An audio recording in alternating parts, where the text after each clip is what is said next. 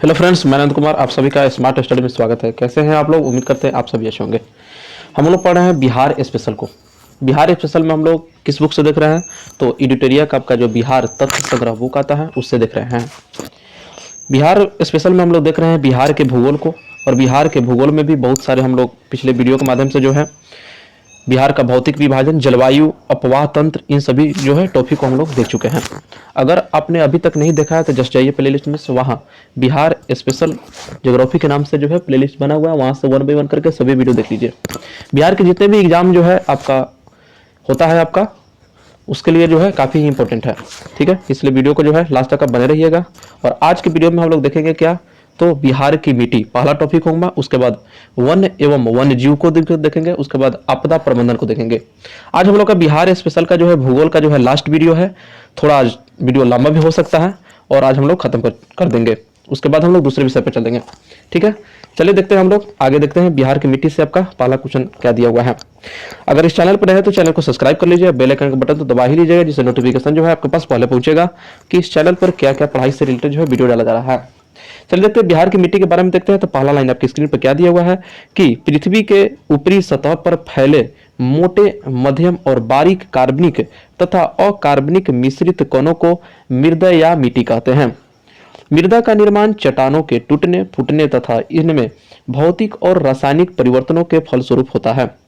मृदा के निर्माण में स्थलाकृति, वर्षा, आर्द्रता, तापमान, प्राकृतिक वनस्पति आदि की मुख्य भूमिका जो है होती है।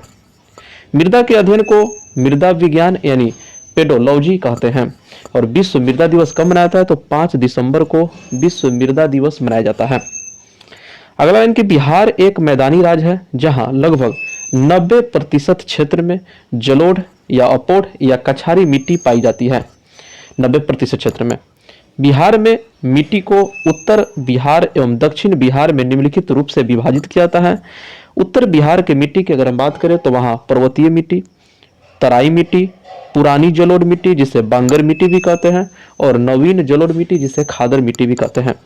वहीं दक्षिणी बिहार के मिट्टी की अगर हम बात करें तो वहाँ टाल मिट्टी, कगारी मिट्टी, पुरानी जलोढ़ मिट्टी को ही हम करैल केवाल मिट्टी भी कहते हैं, और एक लाल मिट्टी जिसे बलथर मिट्टी के नाम से भी जानते हैं।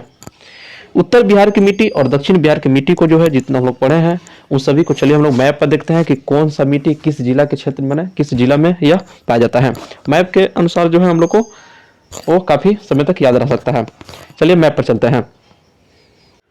तो मैप के माध्यम से हम लोग जो उत्तर बिहार की मिट्टी को और दक्षिण बिहार की मिट्टी को जो हम लोग पढ़ा है उस चीजों को जो है मैप पर देखते हैं। तो उत्तर बिहार की मिट्टी में हम लोग क्या पढ़ा है? तब सबसे पहले पढ़ा हम लोग पर्वत पादीय मिट्टी। तो पर्वत पादीय मिट्टी की अगर हम बात करें तो पर्वत पादीय मिट्टी जो है यह मिट्टी पश्चिमी चंपारण के जो है, पश्चिमी चंपारण यहाँ पर हो गया आपका, पश्चिमी चंपारण के उत्तरी पश्चिमी भाग से सोमेश्वर वाले श्रेणी में जो है उसके आसपास के क्षेत्रों में जो है आपका पर्वत पदीय मिट्टी पाया जाता है। तो पर्वत पदीय मिट्टी जो आपका पश्चिमी चंपारण के उत्तरी भाग और आपका सोमेश्वर श्रेणी के आसपास वाले क्षेत्रों में पाया जाता है। तो आपको ध्यान में रखिएगा पर्वत पदीय मिट्टी आपका मैप पर कहाँ है। आगे हम लोग पढ़े हैं तराई मिट्टी।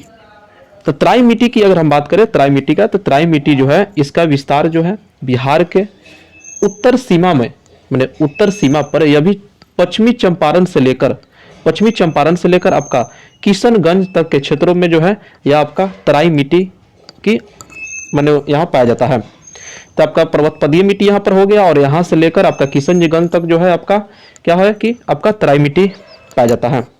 तो 2 मिट्टी को हम लोग उत्तर बिहार में देखें। और तीसरा मिट्टी आपका हो जाता है आपका पुरानी जलोढ़ मिट्टी।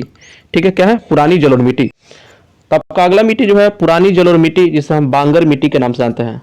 तो यह मिट्टी जो आपका घाघरा जो गंडक दोआब जो होता है, घाघरा गंडक दोआब और बूढ़ी गंडक के जो है पश्चिमी भागों में जो है यह पाया जाता है। ठीक है, और ये इसका विस्तार जो अगर जिला की अगर बात करें तो जिला में भी, पूर्णिया में भी आपका देखने को मिलता है, और उसके बाद सहरसा में भी, पूर्णिया, सहरसा, आपका मुजफ्फरपुर और दरभंगा के आसपास भी जो है इस मिट्टी को जो है पुरानी जलोढ़ मिट्टी को देखने को मिलता है।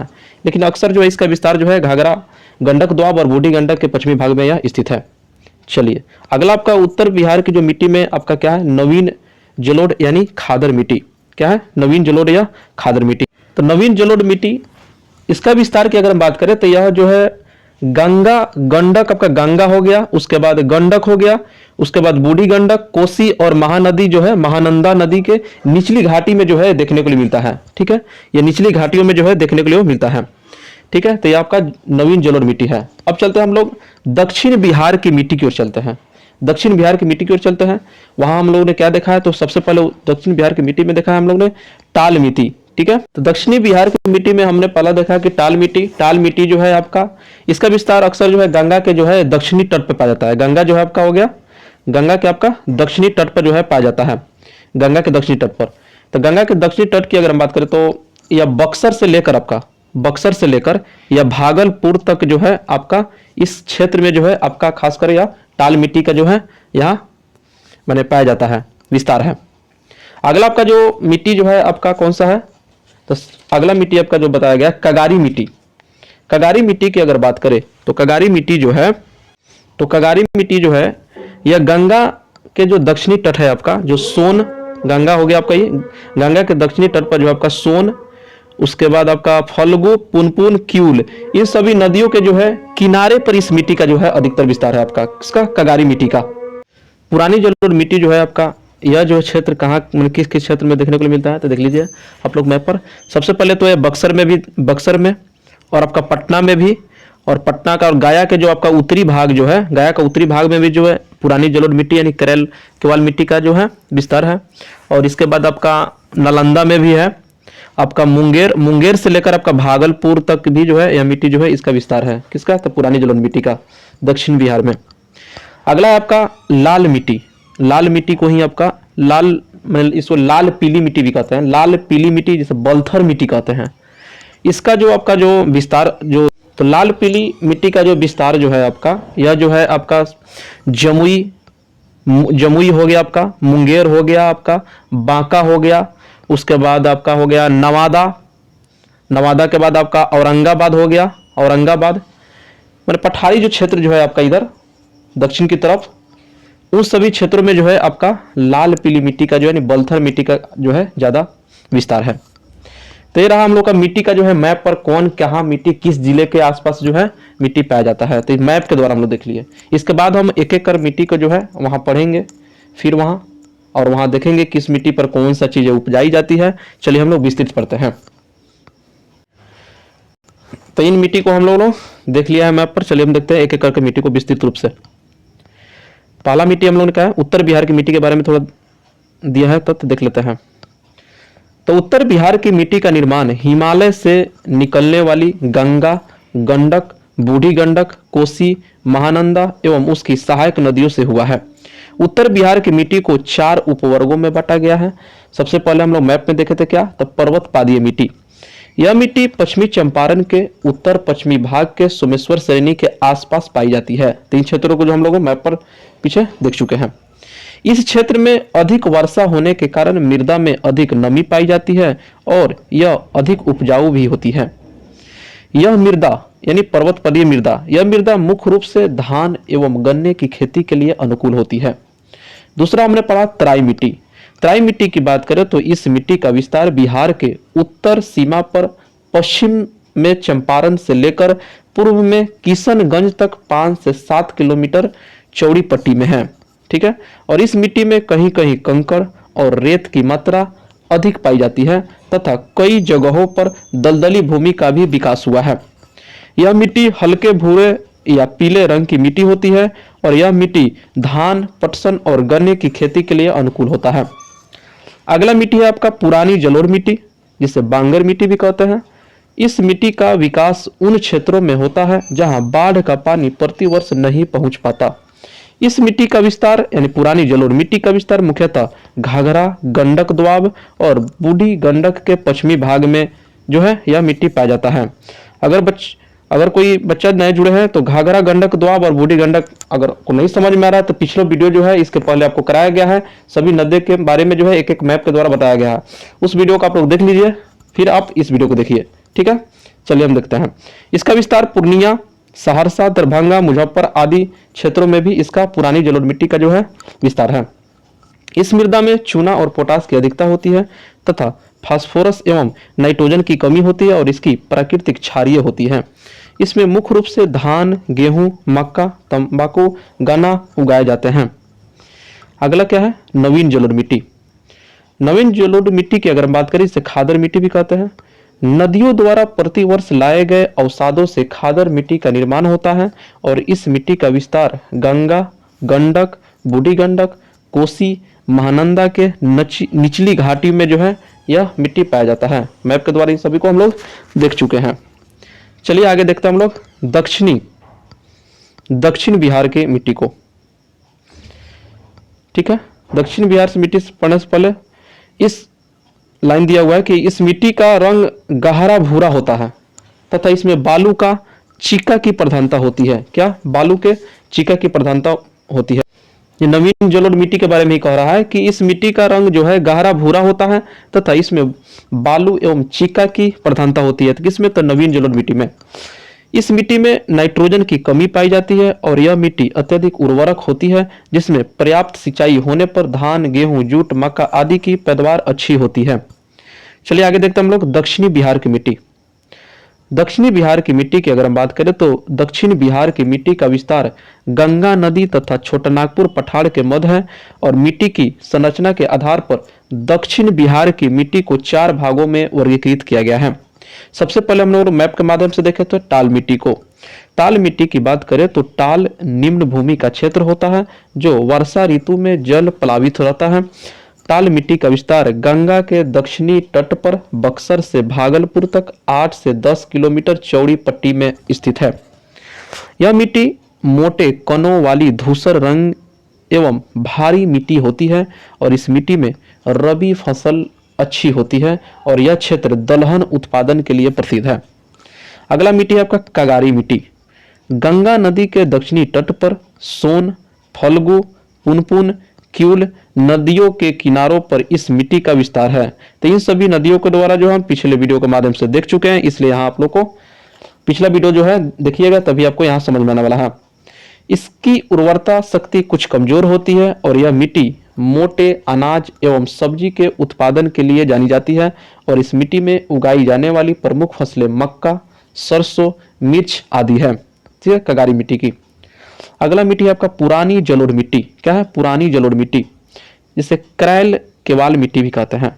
इस मिट्टी का विस्तार बक्सर, उत्तरी गया, पटना, नालंदा, मुंगेर से लेकर भागलपुर तक है और इस मिट्टी की उर्वरा शक्ति अधिक होती है तथा इसमें जल सोखने की क्षमता भी अधिक होती है।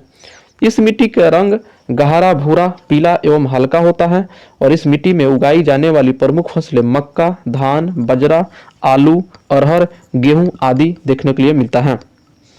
अगला मिट्टी आपका लाल पीली मिट्टी, जिसे बलथर मिट्टी के नाम से भी जाना जाता है और यह पश्चिम में कैमूर श्रेणी के निकट से पूर्व में राजमहल की उच्च भूमि तक 8 से 15 किलोमीटर की चौड़ी पट्टी में इस मिट्टी का जो है विस्तार है, लाल मिट्टी का, लाल पीली मिट्टी का।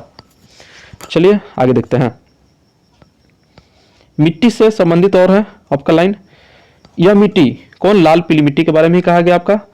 तो यह मिट्टी जमुई, मुंगेर के खड़गपुर पहाड़ी क्षेत्र, बांका, नवादा और औरंगाबाद के पठारी क्षेत्र में पाई जाती है। इस मिट्टी में रेत एवं कंकर की बहुलता होती है एवं इसकी उर्वरा शक्ति काफी कम होती है। इस मिट्टी में जल ग्रहण की क्षमता भी कम होती है।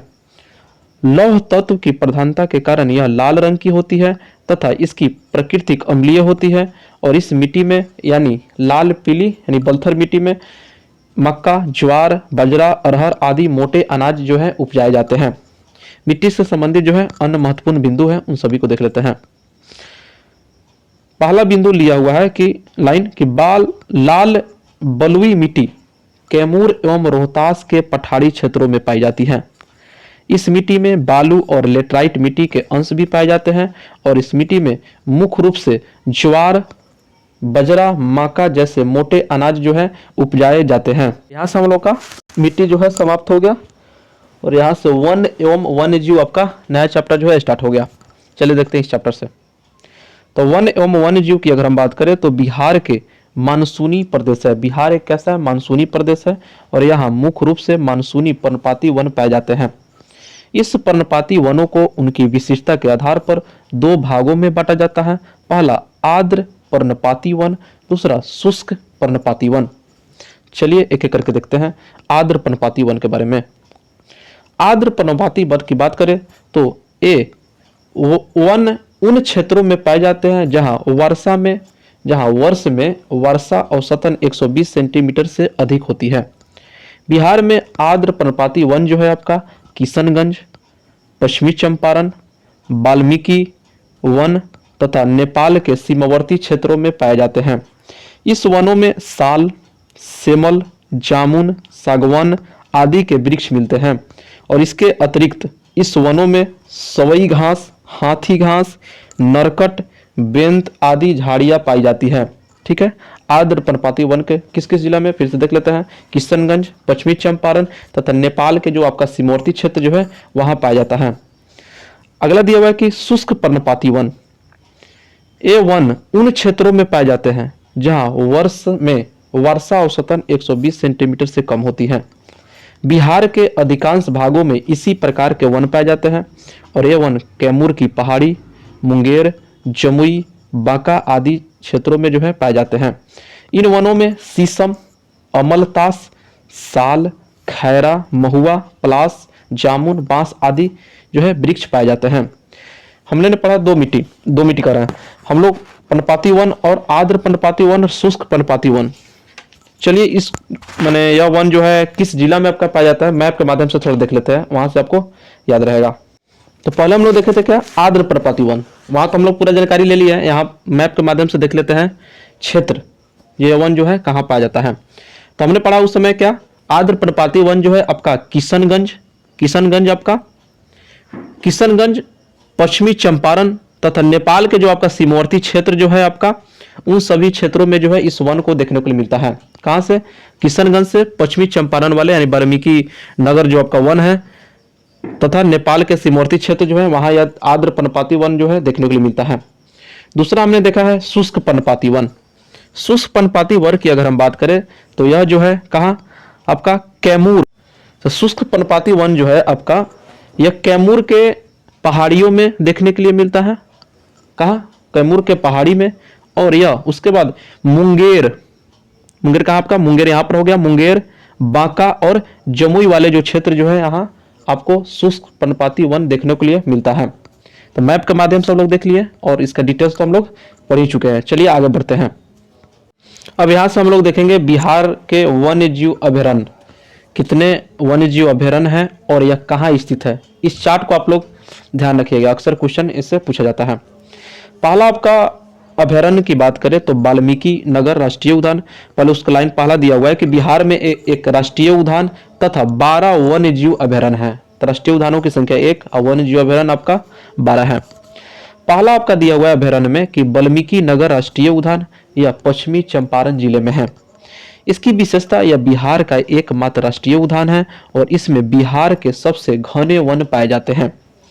दूसरा भीम बांध एवं वन्य जीव अभयारण्य, यह मुंगेर में है और इसका विशेषता 681 वर्ग किलोमीटर क्षेत्र में फैला है और यहाँ तेंदुआ, भालू, सुअर, मगरमच्छ के लिए यह प्रसिद्ध है। भीम बांध एवं वन्य जीव अभयारण्य, यह स्थान और कहाँ मने यह अभयारण्य जो है किस स्थान पर स्थित है, इसको आप लोग एकदम याद कर लीजिए।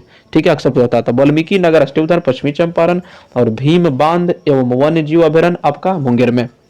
अगला तीसरा दिया है कि गौतम बुद्ध पक्षी विहार, यह आपका गया में स्थित है और यह 259 वर्ग किलोमीटर में फैला है। कांवर झील वन्य जीव अभयारण्य, यह बेगूसराय में है। इसकी विशेषता 63 वर्ग किलोमीटर में फैला हुआ है और साइबेरियाई पक्षियों का आश्रय स्थल है। रामसर सूची में शामिल बिहार का एकमात्र आर्द्र भूमि क्षेत्र आपका कौन है, तो कांवर झील, बहुत ही इंपॉर्टेंट हो जाता है, इसे आप याद रखिएगा। कैमूर वन्य जीव अभयारण्य, यह आपका रोहतास में हो गया और विशेषता 1784 वर्ग किलोमीटर क्षेत्र में फैला है और बिहार का सबसे बड़ा वन्य जीव अभयारण्य कौन है, तो कैमूर वन्य जीव अभयारण्य जो रोहतास में है। अगला दिया हुआ कि नागी बांध पक्षी विहार, यह जमुई में है और 1.92 वर्ग किलोमीटर क्षेत्र में फैला है और यह सबसे छोटा अभयारण्य है। कौन, नागी बांध पक्षी विहार। अगला अभयारण्य जो है नकटी डैम वन्य जीव अभयारण्य, यह जमुई में है। यह 3.33 वर्ग किलोमीटर में फैला हुआ है। पंत वन्य जीव अभयारण्य, यह नालंदा राजगीर में पड़ता है और यह 35.84 वर्ग किलोमीटर में फैला है। और अगला दिया कि उदयपुर वन्य जीव अभयारण्य यह कहाँ किस स्थान पर है? आपका पश्चिमी चंपारण जिले में है और यह 8.87 वर्ग किलोमीटर क्षेत्र में फैला हुआ है। स्थान तो आप लोग ध्यान में जरूर रखिएगा। वाल्मीकि वन्य जीव अभयारण्य पश्चिमी चंपारण में है और यह 880 वर्ग किलोमीटर में फैला हुआ है और बिहार का एकमात्र बाघ आरक्ष इसके अंदर है। कुशेश्वर स्थान पक्षी वन्यजीव अभयारण्य यह दरभंगा में है, 291 वर्ग किलोमीटर में फैला है और साइबेरियाई पक्षियों का क्या है? आश्रय स्थल भी है। विक्रमशील शिला डॉल्फिन वन्यजीव अभयारण्य यह भागलपुर में है और 60 किलोमीटर क्षेत्र में फैला है और गंगा नदी में मुंगेर से भागलपुर तक स्थित है। भारत के पहले डॉल्फिन अभयारण्य के रूप में प्रसिद्ध है। अगला दिया हुआ है आपका बरैला सलीम अली पक्षी अभयारण्य। ठीक है, बरैला सलीम अली पक्षी अभयारण्य या वैशाली में जो है, इसे आप ध्यान रखिएगा। चलिए आगे बढ़ते हैं। हाल ही में आपका वन स्थिति रिपोर्ट 2021 जो बिहार के बारे में थोड़ा देख लेते हैं। कौन वन कहाँ है, वनावरण कितना है, वृक्षावरण कितना है, किस जिले में कितना है, उन सभी को देखते हैं। वन स्थिति रिपोर्ट 2021 की अगर हम बात करें तो भारत एवं बिहार वन स्थिति रिपोर्ट प्रति वर्ष माने प्रति 2 वर्षों पर भारतीय वन सर्वेक्षण द्वारा जारी किया जाता है। ठीक है, भारतीय वन सर्वेक्षण के द्वारा वन स्थिति रिपोर्ट को जारी किया जाता है। सर्वप्रथम यह रिपोर्ट 1987 ईस्वी में प्रकाशित किया गया था। 2021 की रिपोर्ट इस श्रृंखला की 17वीं रिपोर्ट है। इसके लिए दूर संवेदी उपग्रह रिसोर्स सेट 2 से प्राप्त आंकड़ों का प्रयोग किया गया है और बिहार में वन आवरण की अगर हम बात करें तो वन स्थिति रिपोर्ट 2021 के अनुसार बिहार का वनावरण जो है कितना, वनावरण 7380.79 वर्ग किलोमीटर है, जो राज्य के कुल भौगोलिक क्षेत्रफल का 7.84% है। कितना? 7.84%। वहीं 2019 के रिपोर्ट के तुलना में वनावरण में 75 वर्ग किलोमीटर की वृद्धि हुई है, जो लगभग 1.03% है 2019 के तुलना में 21 में। बिहार में वनावरण एवं वृक्षारोपण की अगर हम बात करें, चलिए देखते हैं, एक जगह आपको चार्ट में दिया हुआ है। वही वनावरण में 7381 वर्ग किलोमीटर और प्रतिशत हम लोग पीछे पड़े भी जो है 7.84%। उसके बाद वृद्धि 75 वर्ग किलोमीटर। वृक्षावरण की बात करें तो 2341 वर्ग किलोमीटर और वहीं प्रतिशत में बात करें तो 2.48% और 338 वर्ग किलोमीटर जो है आपका वृद्धि हुआ है। वनावरण और वृक्षारोपण की अगर हम कुल अगर दोनों मिलाकर बात करें तो 9722 वर्ग किलोमीटर और 10.32% यानी वृद्धि 413 वर्ग किलोमीटर की जो है वृद्धि हुआ है। चलिए देखते हैं क्षेत्रफल के अनुसार किस जिला में कितना है। जिलों में वनावरण की बात करें तो कैमूर में जो है आपका सबसे ज्यादा है। कहाँ सबसे अधिक? इसमें कैमूर में, उसके बाद पश्चिमी चंपारण में, उसके बाद रोहतास में। इसको आप 9वीं याद कीजिएगा तो हो जाएगा, लेकिन सबसे अधिक आपका वनावरण क्षेत्रफल के अनुसार कैमूर होगा, ये सब ध्यान रखिएगा। और सबसे कम आपका शेखपुरा, उसके बाद अरवल, उसके बाद जहानाबाद। ठीक है, तो आपका सबसे क्षेत्रफल में ज्यादा होगा कैमूर और सबसे कम शेखपुरा, इसे याद रखिएगा वनावरण में। वही प्रतिशत के अनुसार हम बात करें जिलों में वनावरण का तो उसमें भी आपका कैमूर है पहले स्थान पर सबसे अधिक मेला में और सबसे कम आपका शेखपुरा है। उसके बाद कैमूर के बाद सबसे अधिक में जमुई, उसके बाद नवादा और कम में शेखपुरा के बाद बक्सर और सिवान का जो है स्थान है 2021 के रिपोर्ट के अनुसार। चलिए आगे देखते हैं। बिहार में 2019 की तुलना में वनावरण में सर्वाधिक वृद्धि या नुकसान किस जिले में हुआ है, उन सभी को देख लेते हैं। तो वनावरण में वृद्धि जो हुआ है 2019 की तुलना में 2021 में बांका में, उसके बाद जमुई में, उसके बाद गया में। और नुकसान जो हुआ है कैमूर में हुआ है, सुपौल में हुआ है और रोहतास में देखने को जो है मिला है नुकसान में। तो इन सभी को ध्यान रखिएगा। चलिए आगे बढ़ते हैं। अन्य बिंदु भी है, थोड़ा देख लेते हैं।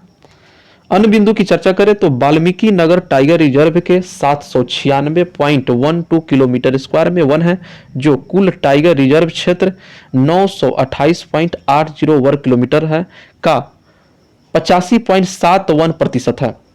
बिहार में वृक्षावरण भारत वन स्थिति रिपोर्ट 2021 के अनुसार बिहार के 2341 किलोमीटर स्क्वायर क्षेत्र पर वृक्षावरण है। जो राज्य के कुल भौगोलिक क्षेत्रफल का 2.48% है। चार्ट के माध्यम से भी इस चीजों को हम लोग देख चुके हैं। 2019 की रिपोर्ट के अनुसार अगर तुलना में वृक्षावरण में 338 वर्ग किलोमीटर की वृद्धि दर्ज की गई है। 2021 में बिहार में विभिन्न प्रकार के वनों के अंतर्गत प्रतिशत क्षेत्र लिख सकते हैं। सबसे पहले अति सघन वन, ठीक है, 2021 में 7.5%। मध्यम सघन वन, इसका परसेंटेज को याद रखिए, मध्यम सघन वन 44.5% और खुले वन जो है आपका 51% जो है 2021 में दिखाया गया है इस रिपोर्ट में। बिहार में वनावरण में शीर्ष जिले वनावरण में बहुत घने वन कहां पे आता है? तो पश्चिमी चंपारण में। मध्यम रूप से घने वन पश्चिमी चंपारण में और खुले वन जो है कैमूर में देखने को मिलता है। तो सबसे घना वन जो है पश्चिमी चंपारण में हो गया और खुला वन कैमूर में देखने को मिलता है। 2019 एवं 2021 वनावरण की तुलना करते हैं एक जगह। चलिए, तो 2019 की अगर हम बात करें तो बहुत घने वन जो था आपका कितने वर्ग किलोमीटर में था? 333 वर्ग किलोमीटर।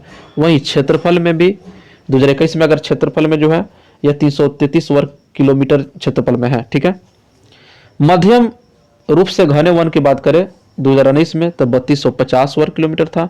वहीं अभी 2021 में रिपोर्ट में 3286 वर्ग किलोमीटर है। खुले वन 3693 वर्ग किलोमीटर है। 19 में था या 21 में 3762 वर्ग किलोमीटर देखने को मिलता है। कुल की अगर बात करें तो 2019 में जो था आपका 7306 वर्ग किलोमीटर, वहीं 21 में जो हो बढ़कर 7321 वर्ग किलोमीटर हो गया। नोट में दिया हुआ कि 10% से अधिक शिखर घनत्व और 1 हेक्टेयर या अधिक क्षेत्रफल वाली वृक्षा आच्छादित भूमि को वनाच्छादन कहा जाता है। चलिए आगे बढ़ते हैं। अन्य महत्वपूर्ण तथ्य है वन और वन्यजीव से देख लेते हैं। संजय गांधी जैविक उद्यान पटना 153 एकड़ में फैला है और यह उद्यान गैंडा प्रजनन के लिए एशिया का सबसे बड़ा केंद्र है। जनवरी 2021 में बिहार के पहले राजकीय पक्षी उत्सव कलरव का आयोजन जमुई के नागी नकटी पक्षी अभयारण्य में किया गया है। राजगीर में जू सफारी की स्थान की गई है और बिहार में डॉल्फिन रिसर्च सेंटर पटना में स्थित है और डॉल्फिन दिवस 5 अक्टूबर को मनाया जाता है। बाघ गणना रिपोर्ट वर्ष 2018 के अनुसार बिहार में बाघों की संख्या 31 है। तो और इसी के साथ जो है हम लोग का यह चैप्टर जो है खत्म हो गया। कौन? वन एवं वन्यजीव। लास्ट चैप्टर आपका भूगोल का क्या बच जाता है आपका? तो लास्ट चैप्टर आपका बिहार में आपदा प्रबंधन। चलिए देखते हैं। बिहार में आपदा प्रबंधन का पहला लाइन आपका पहला क्वेश्चन क्या दिया हुआ है कि बिहार एक मैदानी राज्य है, ठीक है, और जहां की मुख्य आपदा बाढ़ है और इसके अतिरिक्त बिहार सूखा, भूकंप, चक्रवात, लू जैसे आपदाओं से भी पीड़ित होता है। वहीं बाढ़ की बात करें तो बिहार के 38 जिले में से 28 जिले बाढ़ प्रभावित है और इन 28 जिलों में 15 अत्यधिक बाढ़ प्रभावित है और 13 कम बाढ़ प्रभावित है। यह जो जिले है उत्तरी बिहार में देखने को मिलता है। चलिए मैप के माध्यम से भी देखेंगे हम लोग उत्तरी बिहार में कौन कौन से जिले हैं और कौन सा प्रभावित क्षेत्र है बाढ़ से। पहले देख लेते हैं। यहाँ बाढ़ का अत्यधिक प्रभाव उत्तर बिहार में देखा जाता है और बिहार का बाढ़ग्रस्त क्षेत्र भारत के कुल बाढ़ग्रस्त क्षेत्र का 16.5% है। याद रखिएगा उत्तर बिहार में 15 जिले हैं। चलिए और कम प्रभावित में जो आपका 13 जिले हैं, कुल मिलाकर जो आपका 28 जिले हैं। चलिए मैप के माध्यम से देख लेते हैं कौन अत्यधिक बाढ़ प्रभावित है और कम प्रभावित जिले हैं। चलिए देखते हैं, मैप पर चलते हैं। उत्तर बिहार में जो है आपका अत्यधिक बाढ़ प्रभावित क्षेत्र जो है, ऐसे तो सभी बाढ़ जो है आपका प्रभावित क्षेत्र है, लेकिन सबसे अत्यधिक बाढ़ प्रभावित क्षेत्र जो है यहाँ से आपका पूर्वी चंपारण से लेकर आपका कटिहार वाले क्षेत्रों में जो है यहाँ सबसे अधिक प्रभावित क्षेत्र है आपका बाढ़ से। उसके बाद जो थोड़ा कम प्रभावित क्षेत्र है जो 13 आपके जिले जो है या पश्चिमी यह वाला भाग जो है आपका पश्चिमी चंपारण, सारण, गोपालगंज, इन सभी क्षेत्रों में जो है आपका शेखपुरा हो गया, बक्सर, भोजपुर, लखीसराय, पटना, नालंदा, किशनगंज, इस क्षेत्रों में जो है आपका कम प्रभावित क्षेत्र होता है। बाढ़ तो यहाँ भी है लेकिन इस क्षेत्र से जो है आपका यहाँ से आपका कम प्रभावित क्षेत्र है। तो सबसे ज्यादा में आपका 15 जिला हो गया, सबसे कम में आपका 13 जिले जो है देखने को मिलता है। चलिए आगे बढ़ते हैं। देखिए बाढ़ आने का प्रमुख कारण क्या है उन सभी को देख लेते हैं। तो बिहार में वर्षा ऋतु के 2 माह में अत्यधिक वर्षा होना, उत्तर बिहार की नदियों में वर्षा ऋतु में अत्यधिक जल प्रवाह होना इसका कारण है। उसके आगे बिहार में जल प्रबंधन का अभाव होना और तटबंधों का टूटना तथा जल संग्रहण क्षेत्र में मानव का प्रसार आदि के कारण। सूखा की बात करें तो मानसून की अनिश्चितता तथा जल के अवैज्ञानिक दोहन के कारण सूखा की स्थिति उत्पन्न होती है। बिहार के लगभग 20% क्षेत्र जो है सूखे से प्रभावित होता है और सूखे से प्रभावित होने वाले प्रमुख जिले कौन सा है? औरंगाबाद, गया, नवादा, रोहतास, कैमूर और मुंगेर। जो आपका दक्षिणी भाग जो है आपका बिहार का, उसमें जो है सूखाग्रस्त जो है आपका जिले हैं। सूखा नियंत्रण के लिए आधुनिक सिंचाई पद्धति जैसे टपक सिंचाई, फवारा सिंचाई आदि का प्रयोग एवं नहर निर्माण का कार्य किया जाना आवश्यक है। वहीं भूकंप की बात करें तो बिहार की भौगोलिक अवस्थिति हिमालय के समीप होने के कारण यहाँ भूकंप की संभावना को जन्म देती है। बिहार के अलग अलग क्षेत्रों को भूकंप की संभावना के आधार पर विभिन्न जोन 5, 4 एवं 3 में विभाजित किया जाता है। चलिए देखते हैं जोन 5 में अत्यधिक प्रबलता वाले जिले कौन कौन से हैं। तो इसमें आपका किशनगंज, सहरसा, सुपौल, मधेपुरा, अररिया, सीतामढ़ी, दरभंगा और मधुबनी जो है ये सब जोन 5 के अंतर्गत रखा गया है, जो कि अत्यधिक प्रबलता में है। मध्यम प्रबलता की अगर बात करें जोन 4 में रखा गया है, जिसमें पूर्वी चंपारण, पश्चिमी चंपारण, सारण, वैशाली, पटना, सिवान और शिवहर वाले क्षेत्र हैं। जोन 3 में निम्न प्रबलता है गया, औरंगाबाद, रोहतास, कैमूर, बक्सर, भोजपुर और मुंगेर। ठीक है, चलिए आगे बढ़ते हैं। अगला है आपका चक्रवात। चक्रवात पर में देख लेते हैं। चक्रवात की बात करें तो बिहार भौगोलिक रूप से समुद्री तटीय राज्य नहीं है, लेकिन बंगाल की खाड़ी के समीप होने के कारण चक्रवात जैसी आपदा से कभी कभी प्रभावित होता है। बंगाल की खाड़ी में उत्पन्न होने वाला चक्रवात पश्चिम बंगाल, झारखंड से होकर बिहार के सीमावर्ती जिलों को प्रभावित करता है। चक्रवात से मुख्य रूप से बिहार के पूर्वी जिले जो है आपका, जो कि आपका किशनगंज, पूर्णिया, भागलपुर, कटिहार, अररिया आदि जिले में जो प्रभावित होने वाले ये क्षेत्र हैं। चक्रवात में मूसलाधार वर्षा एवं तेज हवाओं से जान माल की क्षति होती है। किसकी जान माल की क्षति होती है? सेंदाई फ्रेमवर्क और बिहार के बारे में थोड़ा जान लेते हैं। जापान के सेंदाई शहर में मार्च 2015 में आपदा जोखिम में कमी लाने के लिए तीसरा संयुक्त राष्ट्र विश्व शिखर सम्मेलन आयोजित किया गया था। इस सम्मेलन में आपदा जोखिम में कमी लाने से संबंधित 7 प्रमुख लक्ष्य निर्धारित किए गए हैं और भारत के 1 जून 2016 को सेंदाई फ्रेमवर्क को अपनाया। बिहार भारत का पहला राज्य है जिसने सेंदाई फ्रेमवर्क से संबंधित कार्य योजना को लागू किया है। और इसी के साथ हम लोग का जो है बिहार का भूगोल जो है पूरा हम लोग खत्म कर चुके हैं। ठीक है, इसके बाद कौन सा टॉपिक को स्टार्ट किया जाए, कौन सब्जेक्ट को, कौन विषय को स्टार्ट किया जाए, आप लोग कमेंट के द्वारा जरूर बताइएगा। ठीक है, आपका जो है 3 वीडियो में जो है आपका पूरा का पूरा जो है आपका बिहार का भूगोल आपको करा दिया गया है। वीडियो को आप क्या कीजिए, अपने स्पीड के हिसाब से बढ़ाइए, जितना भी स्पीड आपको में देखना है उसके हिसाब से बढ़ाइए और उसे बार बार आप लोग वीडियो देखिए, रिवीजन कीजिए और नोट कीजिए। ठीक है, और वीडियो को ज़्यादा से ज़्यादा शेयर कीजिए और चैनल को सब्सक्राइब कर लीजिएगा। और वीडियो आपका आने वाला है पढ़ाई से रिलेटेड। ठीक है, और आप कमेंट के द्वारा जरूर बताइएगा इसके बाद क्या हम स्टार्ट करें, किस सब्जेक्ट को। वीडियो कैसा लगा कमेंट के द्वारा बता दीजिएगा। ठीक है, और फिर मिलते हैं नए चैप्टर के साथ, तब तक वीडियो देखने के लिए धन्यवाद।